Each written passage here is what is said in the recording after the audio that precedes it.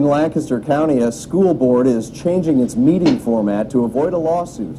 From now on, praying is off the agenda. CBS 21's Chris Papps live now at the Lancaster County Mobile Newsroom in East Hempfield Township with the story. Chris. Well, Rob, the Eastern Lancaster County School District was the only school district left in this county that would still pray before school board meetings. But it has decided to cancel that tradition instead of spending taxpayer dollars to fight for it in court. I think initially the will of the board would have been to challenge it. However, the solicitor made it pretty clear that we would lose. For the past 15 years, the school board for the Eastern Lancaster County Schools would say a short prayer before its monthly meetings. The board thought it was okay because the prayer happened before the meetings officially began. But that was not the case. A few months ago, after being tipped off by a local resident, the Freedom from Religion Foundation sent the board a letter demanding they stop praying. The nonprofit based out of Madison, Wisconsin, cited a recent court decision which said prayer at school board meetings is unconstitutional. In the original letter sent to the school, Freedom from Religion wrote, quote, "Prayer at public school board meetings is unnecessary, inappropriate, and divisive. Calling upon board members as well as parents and students of the school to pray is coercive, embarrassing, and beyond the scope of our secular school system." Rather than take funds that are critical to educating kids, particularly in this economy, and also give that money to the coffers of these kinds of organizations, the board made a logical and intelligent decision, I think, to back off of their position. So now, instead of prayer, the school board will begin each meeting with a moment of silence. And of course, that moment of silence is all those voices that were silenced by a strong minority. Of course, all the anti-defamation leagues and all that, secularists. I mean, that's cool and everything. That's fine, you know. Like, I kind of agree with that statement, being coerced into the prayer before meetings. However, this is supposedly Lancaster County. This is where Amish live. This is where there's usually, usually outside. I just came from an Amish town. I lived there for a year.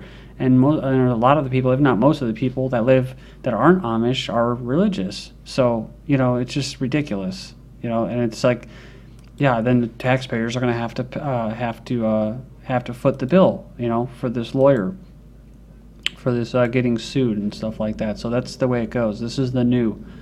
It says here, high school to collect students' hair for mandatory drug testing. A Kansas City school will begin collecting hair from students to conduct mandatory drug tests. It reports that the Rockhurst High School, it's actually a private school, just so you know, so people voluntarily choose to put their kids in there. So they start the random drug test during the 2013-14 school year. So it goes on here and says, in the world of black and white and good and bad, good guys and bad guys, our point is, if this is the principle, if we do encounter a student who has made some bad decisions with drugs or alcohol, we will be able to intervene, get the parents involved, and get him help if necessary, and then help him back on the path of a better decision-making, healthier choices for his life. So it goes on there, it says it's going to take 60 strands of hair and stuff for the test. Then we have a 7-year-old handcuffed over $5.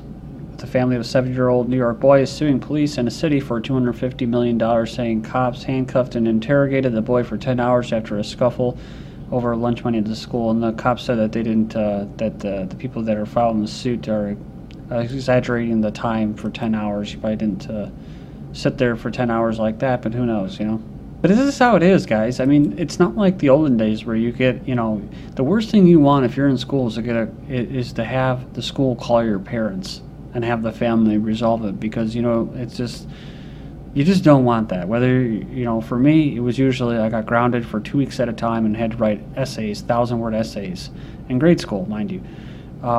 So I had an incentive not to do this stuff. But if I did get in a fight, at least my parents would say, my dad, well, did you defend yourself? I didn't get a lot of fights, but you just want to know you didn't just sit there and take it. And instead of that, they just want you to take it. They want you to be peaceful, and everything's a big utopia. So now, instead of doing that, they train the youth that, hey, the cops are going to come get you at school. Everything at school. Now they got cops at the doors and everything, cops there. And everywhere you go, there's cops. So And so now they're going to be used to throwing kids into jail and stuff like that. So it says here they got in a fight with a fellow student in December after he was accused of taking $5 of lunch money that had fallen on the ground in front of him.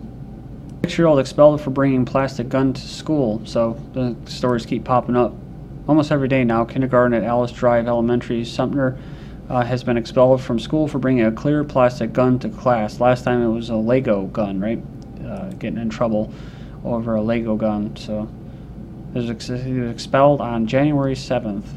But it says, update, girl allowed back in class. The problem began when they grabbed her brother's airsoft gun to bring in for show and tell. I chose to bring it to school because I thought it would show my friends it might be something they might like seeing it. So it says here, her dad, Hank, says he and her mother didn't see what she chose to bring until getting a call from the school.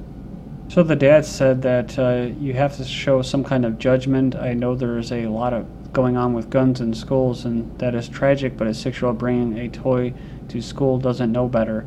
Instead of being in school, Naomi is now spending time with her dad at the furniture store, says, which is probably actually better for her out of the indoctrination camp. The Sumter County School District weapon policy says the presence of weapons or lookalikes is not allowed, stating that the board will expel any student who brings a weapon to school, saying, I'm sorry, anything can be a weapon. Hank says, this is what the dad's saying, a pencil is more of a weapon than a toy gun she brought to school. So, but I just heard in the local news today about, that whole exercise that was going on where they're going to be shooting blanks from a starter gun. There was there was a lot of people that were kind of angry about that, but actually Schaumburg and Palestine outside Chicago, they're actually all for that, and they're going to actually do that. And what I didn't know is actually they're required by the state of Illinois to carry out these scary exercises that scare the crap out of people for shooters and that. And I'm not. Then we have local troops could decide for themselves whether to change their membership policy or continue to exclude gays. As early as next week, the Boy Scouts of America may announce it will allow gay scouts and troop leaders.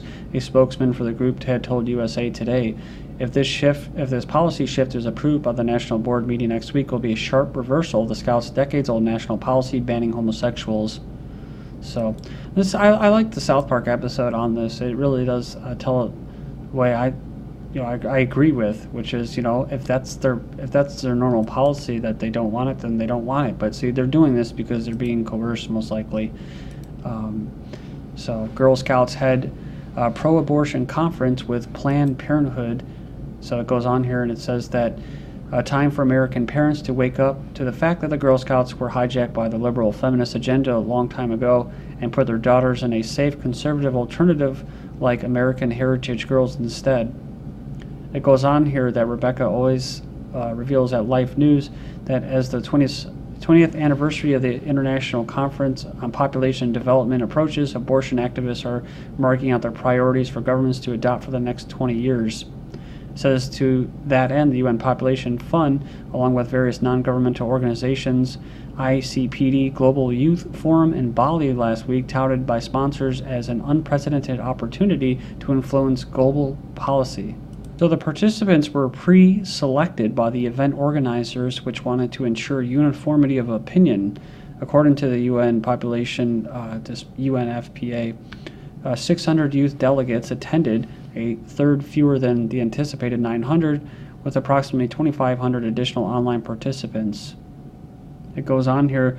This Robert Skinner of the UN Foundation began one morning session by optimistically attributing the many empty seats to people being out there making connections, making friends, and having fun, and that's what it's all about. But it goes on here, it says, the organizers' priorities were clear from the opening statements given by 2 youth members of the steering committee, both of whom were employed by pro-abortion organizations. They urged that safe abortion services be accessible to young women and that gender should be viewed as not in a binary. A definition of binary is a whole composed of 2. Also on the steering committee were representatives of the International Planned Parenthood Federation, the World YWCA, they keep calling it, and the World Association of Girl Scouts and Girl Guides, as well as members of the Indonesian government that hosted the event. Another story, like I said, that usually has happened about once a week, is now happening every day. Student teacher injured in Atlanta school shooting. At least 2 people have been injured in a shooting at the school in the U.S. state of Georgia in the latest gun violence in the country. Prince or Price Middle School. Someone asked me to do a video or just cover the thing in Arizona, the shooting where the guy took the kid hostage and went in some kind of bunker. I can't remember. Like I said, I can't even keep up with the amount of shootings that are occurring now and stuff like that. But whatever that one was, I haven't really seen much in the realm of conspiracy around that. So it may just be what it is, which is that they had the law coming after him, and he decided to take a hostage. So, but I do agree with that commenter and that viewer, is that you know, anything that demonizes people that are, quote, anti-government, not that they're going to take down the government, but just that they're not exactly exasperated and patriotic about everything that they're doing to their people and doing to other people in their name. And of course, preppers. Demonizing preppers. There's some crazy crap that goes on with that as well. Shutting down YouTube channels and getting raids by the feds. Homeland Security has advice for confronting mass murders. So remember, we were just covering this report from Texas, along with other reports that you should just lie down on the ground, play dead. Says here that you should grab scissors. So it says here, is your workplace getting shot up by a crazed gunman? No problem, just grab a pair of scissors and fight back. So that was the helpful advice and a new instructional video from the Department of Homeland Security that was posted on the agency's website just a month after the massacre at Sandy Hook. If you're caught in the open and cannot conceal yourself, take cover, you might consider trying to overpower the shooter with whatever means are available. So the video titled Options for Consideration also advises that people who get caught in an active shooter situation should run away, hide under a desk, or take cover out of the line of fire. Doctors killed 2,400% more Americans than all gun-related deaths combined. Everyone agrees that Sandy Hook shooting was a tragedy, but it goes on here, lots of people subsequently exploited the deaths of those children to push a political agenda of disarming Americans by claiming guns kill people. But it says, but compared to what? Swimming pools to kill people, horseback riding kills people, and even, yes, even childbirth kills people. Does that mean we should criminalize getting pregnant? You are 64 times more likely to be killed by your doctor than by someone else wielding a gun. That's because 19,000 of the total 31,000 gun deaths in the USA in the year 2011 were suicides. If assault weapons are bad, why does the DHS, Department of Homeland Security, want to buy 7,000 of them for, quote, personal defense? So DHS is seeking to acquire 7,000 NATO personal defense weapons, also known as assault weapons, when owned by civilians. So I've never seen this website, so I don't know how much credibility there is to it, or this forum of, you know, supposedly Green Berets. But there's a letter that's written here by one of them, and it's signed by over 1,000 Green Berets. But an interesting point that they make here is, first, it says we need to set the record straight on a few things. The current debate is over so-called assault weapons and high-capacity magazines. The terms assault weapon and assault rifle are often confused. So according to these individuals, Kobayashi and Olson, writing in the Stanford Law and Policy, prior to 1989, the term assault weapon did not exist in the lexicon of firearms.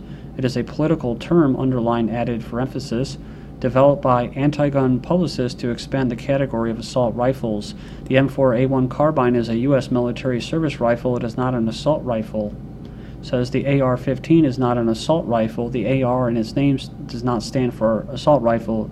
It's the designation from the first 2 letters of the manufacturer's name, Armalite Corporation. The AR-15 is designed so that it cosmetically looks like the M4A1 carbine assault rifle, but it is impossible to configure it to become a fully auto rifle. It is a single-shot semi-automatic rifle that can fire between 45 to 60 rounds per minute, depending on the skill of the operator. The M4A1 can fire up to 950 rounds per minute.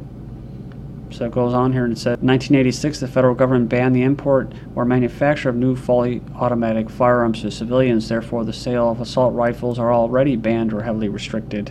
And he then goes to the high-capacity magazines debate or argument. So he goes in here and he says that as experts in military weapons of all types, it is considered opinion that reducing magazine capacity from 30 rounds to 10 will only require an additional 6 to 8 seconds to change 2 empty 10-round magazines with full magazines.